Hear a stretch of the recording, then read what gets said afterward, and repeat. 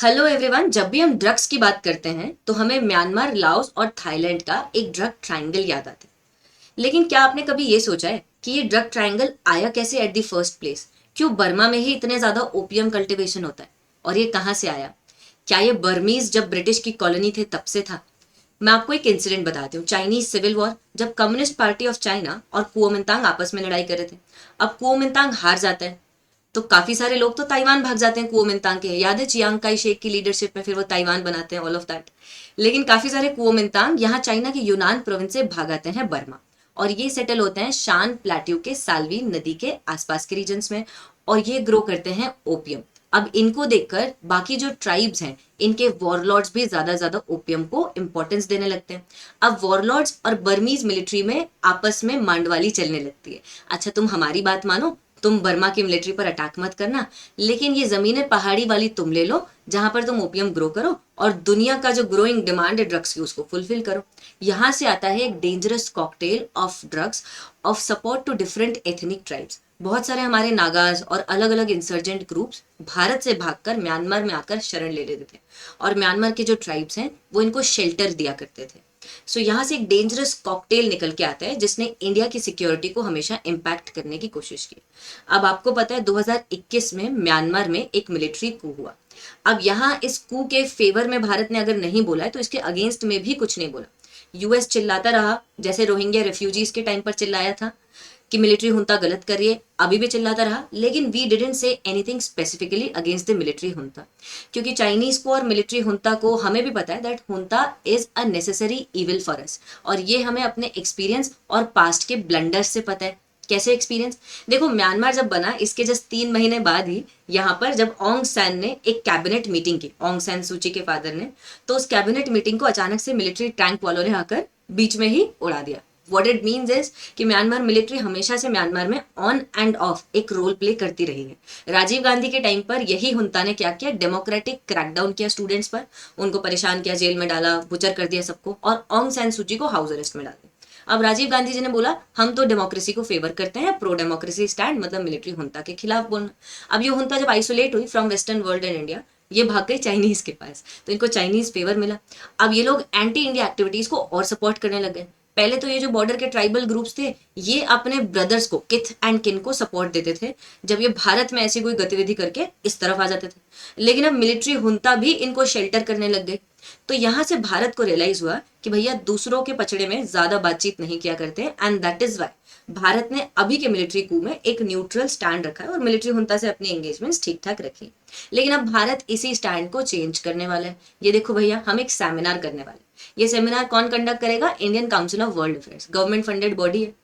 अब ये बोल रही है हम कॉन्स्टिट्यूशनलिज्म और फेडरलिज्म पे बातचीत करेंगे, लेकिन यहाँ हम हुंता को इनवाइट नहीं करें, हम रिबेल ग्रुप्स को इनवाइट करें।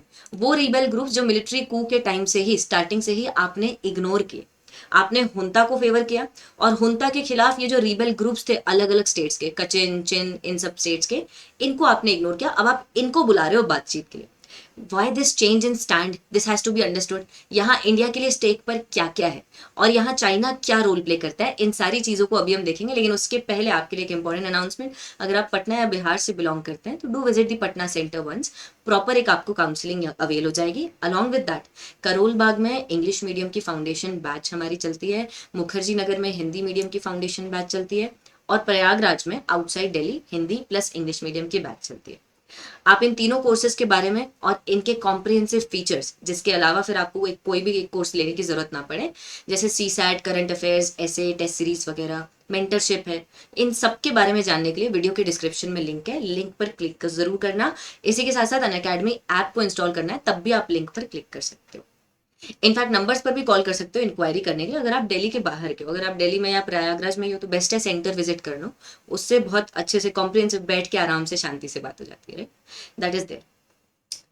अब देखो, अलग अलग रिबेल ग्रुप्स जब से ये मिलिट्री कू हुआ 2021 का, तब से इन्वॉल्व है।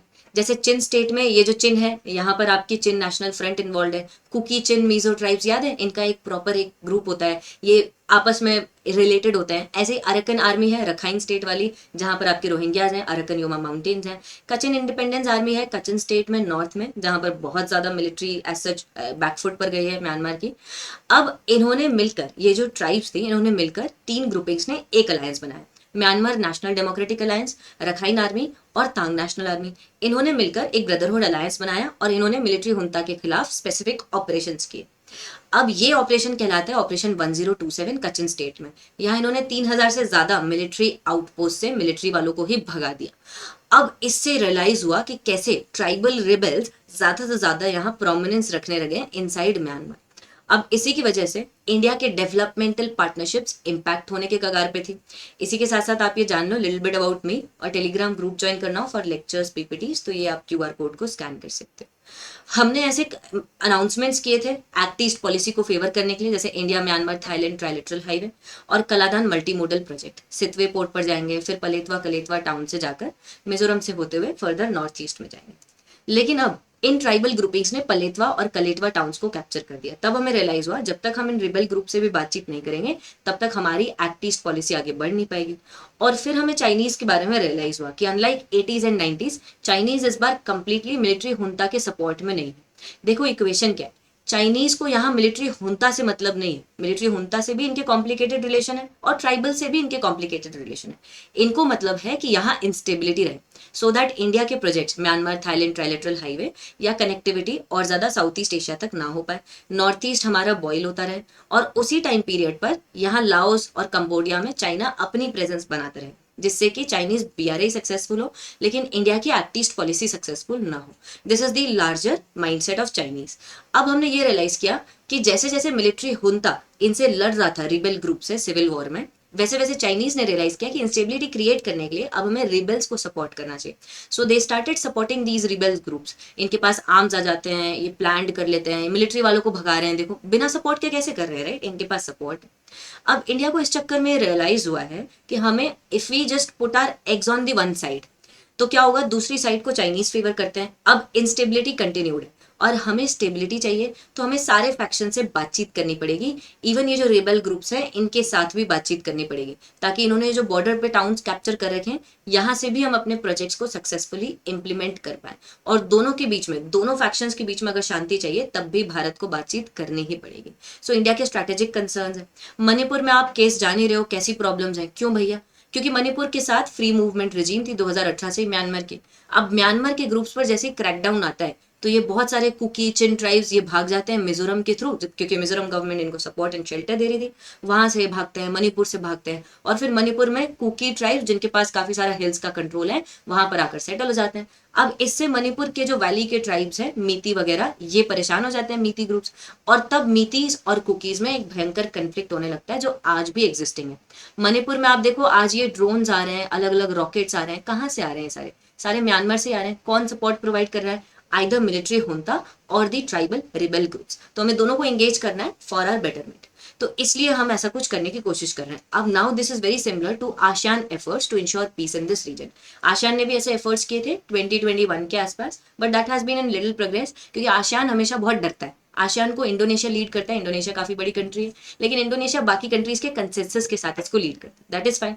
लेकिन इंडोनेशिया ये भी डरा रहता है कि कहीं भी अगर मैंने थोड़ा भी ज्यादा कर दिया कुछ तो म्यांमार में प्रॉब्लम और ज्यादा बिगड़ जाएगी and Myanmar will go the way of China और आसियान आपस में और ज्यादा डिवाइड हो जाएगा।